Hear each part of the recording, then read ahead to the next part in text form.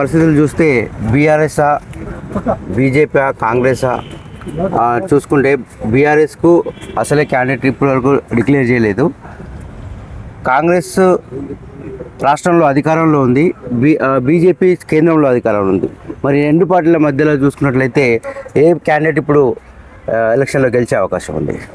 మీరు అడిగిన మొదటి ప్రశ్న, ఆల్రెడీ బీఆర్ఎస్ అభ్యర్థిగా వాళ్ళ పార్టీలో సీనియర్ నాయకుని కుమార్తె అయిన డాక్టర్ కావ్యను అభ్యర్థిగా ప్రకటించారు. తర్వాత పరిస్థితులు ఎవరికైనా కానీ అధికారంలో ఉన్నప్పుడు వారి యొక్క వైఫల్యాలు, వారి యొక్క విషయాలు బయటికి రావడం కొద్దిగా లేటుగా తెలుస్తాయి. 10 సంవత్సరాల అరాచక పాలన, 10 సంవత్సరాల తెలంగాణ ప్రభుత్వం మీద సుమారు 6-7 లక్షల అప్పేసి ఒక ముఖ్యమంత్రి కుమార్తె సాక్షాత్తు ఒక లిక్కర్ స్కామ్లో ఉండడం, ఇటువంటి వైఫల్యాల మధ్య నేను ఒక ఆడపిల్లగా ఓటు అడిగే నైతిక హక్కు నాకు బీఆర్ఎస్ పార్టీ తరఫున ఉండదు.